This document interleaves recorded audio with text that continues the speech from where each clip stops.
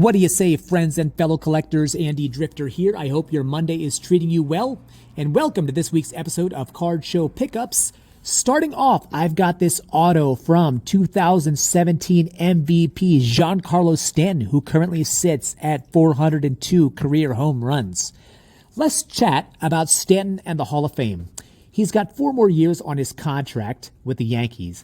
Now, after the 2018 season, which was his first in the Bronx, I thought that he's well on his way to Cooperstown. Maybe not a first ballot Hall of Famer, but on his way to being enshrined at some point.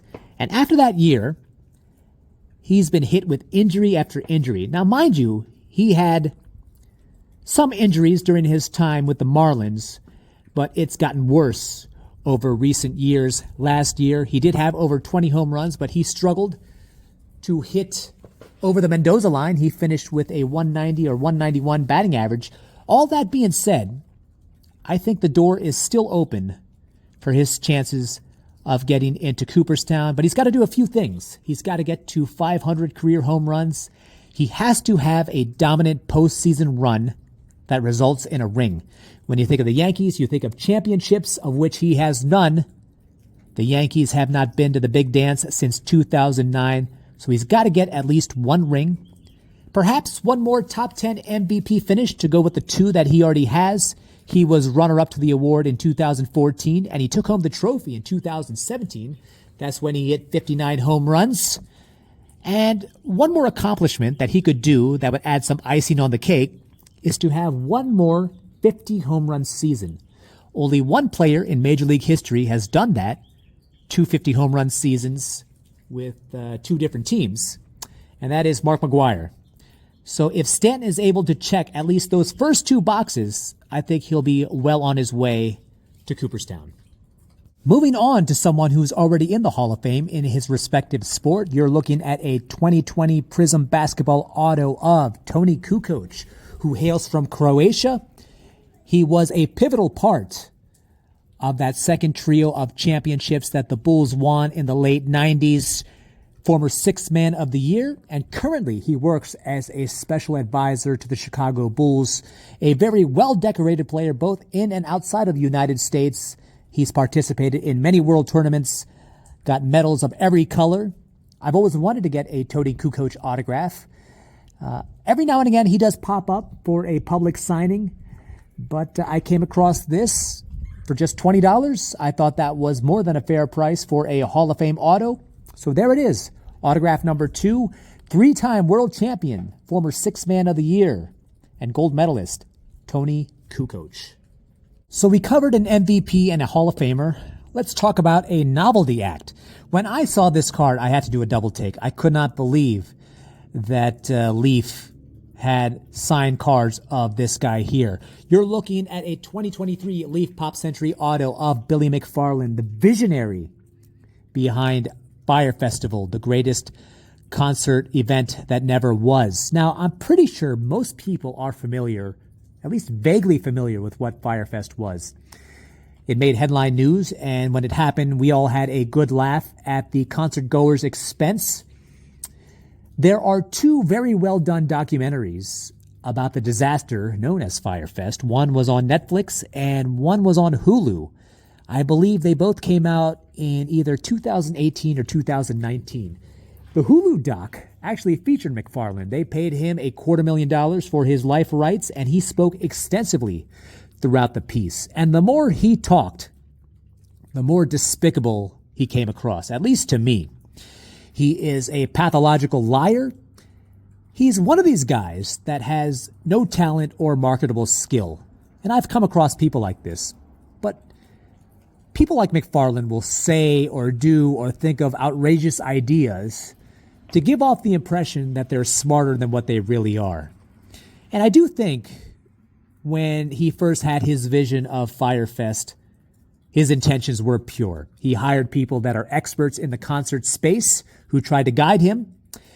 And all throughout the process, they're telling him, hey, there are all sorts of problems with your idea, logistical issues, safety issues. We need more time, perhaps a new location.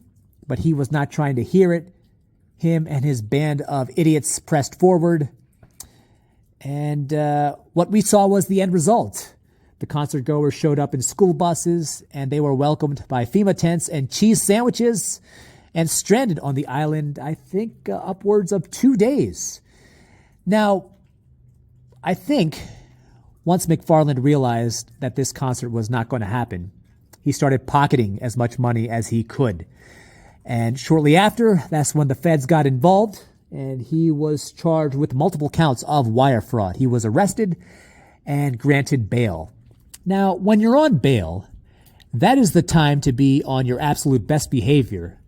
But McFarland decided to double down on what he was doing before. He started another sham company called NYC VIP Access and started selling bogus tickets once again. Keep in mind, he still had the email addresses and phone numbers of people who bought tickets to the Fyre Fest and started selling tickets to other events such as the Met Gala, the Grammy Awards, the Victoria's Secret Fashion Show.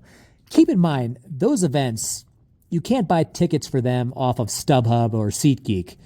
Those are hoity-toity, hyper-liberal events that are by invite only. But you know the saying, there is a sucker born every minute, and he was able to swindle another $100K from unsuspecting event goers. And the feds caught on to that. They arrested him once again, rung him up on new charges, revoked his bail, and what would have been a prison sentence of maybe 1 to 2 years turned into a 6-year bid.